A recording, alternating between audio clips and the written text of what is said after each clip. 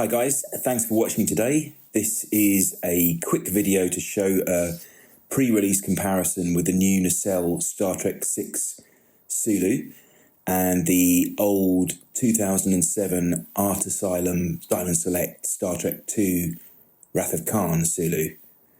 Also, I'm going to share a few bits of information we've been told about the line, which has come from info buried in various podcasts, YouTube videos, and panels from the lips of Brian Volk-Weiss, the main man at Nacelle and driver of this new Star Trek line.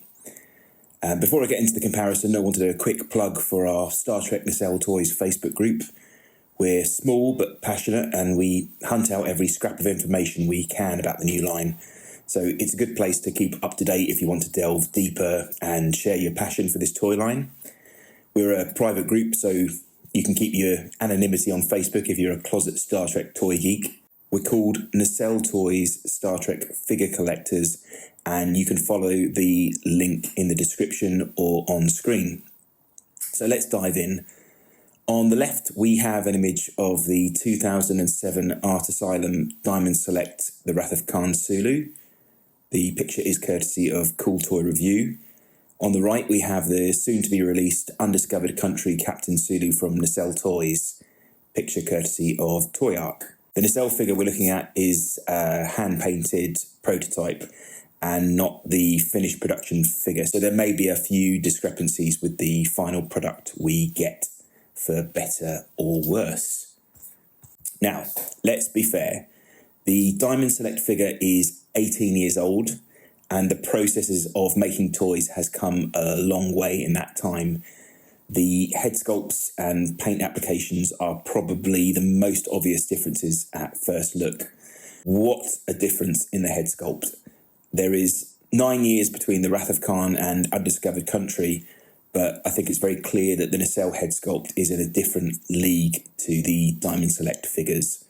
I think for anyone who said we don't need new figures of the core crews, then I urge you to look closely at these head sculpts and their paint applications. For me, the Nacelle Sulu is an incredible likeness, especially given these are $30 figures. It's like having a shrunken down version of George Takei on your shelf, where the Diamond Select likeness is looking more akin to a Playmates figure now. The sculpt of the torso on the Nacelle looks more natural, and the uniform looks like a better, more realistic fit. Though, I have to say, I think the Diamond Select torso holds up pretty well for its age. The arm articulation looks good on the Nacelle. The fact he can hold that teacup the way he is suggests it's going to have a good range of motion. I was really impressed with the upcoming generation's Kirk figure, who can be posed with clasped hands behind his back in a very natural-looking pose. This image is courtesy of Trek News. It's impressive his arms can do that while looking so natural. The hands will clearly be one piece, but that is very impressive articulation for his arms to meet like that.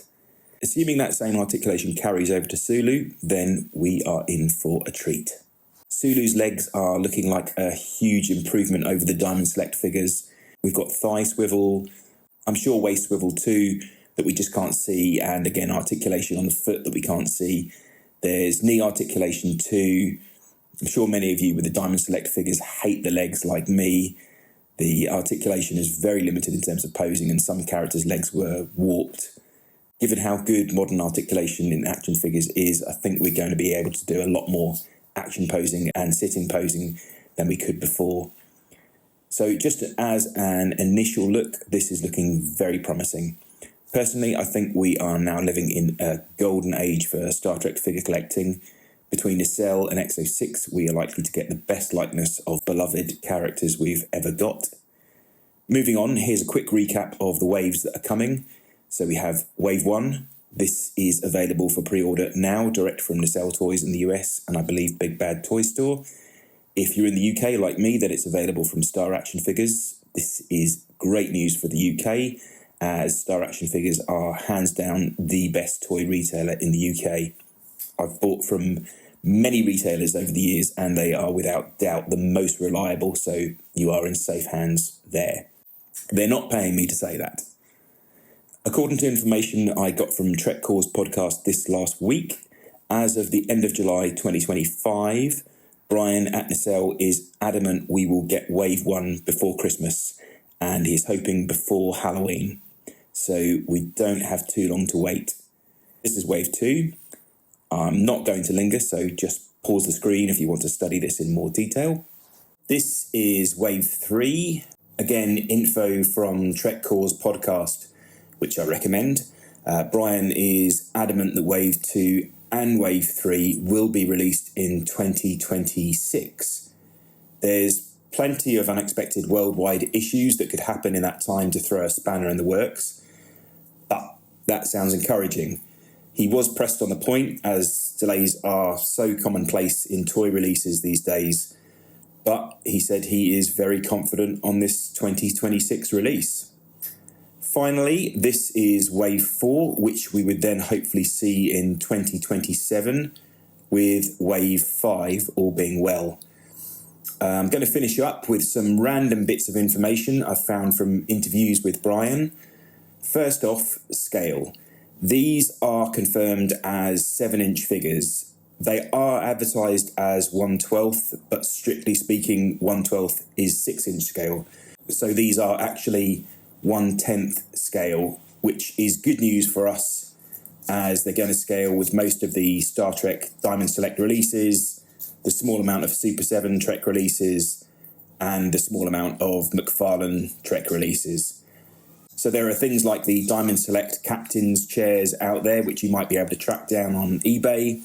I know the Wrath of Khan statue with Captain's chair was pretty affordable and easy to find a couple of years back. Some of the figures we might expect to see mentioned by Brian in various interviews include Shelby from Best of Both Worlds. This was originally slated for Wave 2. Castile and Tashiar from yesterday's Enterprise, possibly Kirk in a tracksuit from Star Trek 3, Gul Madred, Captain Sinclair, Admiral Cartwright, Sisko as a reporter, Scotty from Star Trek 4, Gillian Taylor, and Cybok is high on his list. The plan is to make the full crew in the sailor uniforms from Worf's promotion scene in Generations. Worf will have swappable wet and dry torsos. Waves will be 10-figure waves. Every second wave will feature a full main crew and some supporting crew members. The rest of the waves will be deeper cut figures of never-before-released figures. We have previously been told that Wave 5 will be a full TNG crew wave, so that means, all being well, that by the end of 2027, we'll have the full TNG crew. Nacelle have the license for everything up to and including the Enterprise series, I believe, so Kelvin Universe and any of the new media will not be covered. So, to wrap up, I'm very excited about this line. I think over the next few years, Star Trek fans are in for a real treat. That's it for this video. I'll leave a link here again for the Facebook group, and thanks for watching.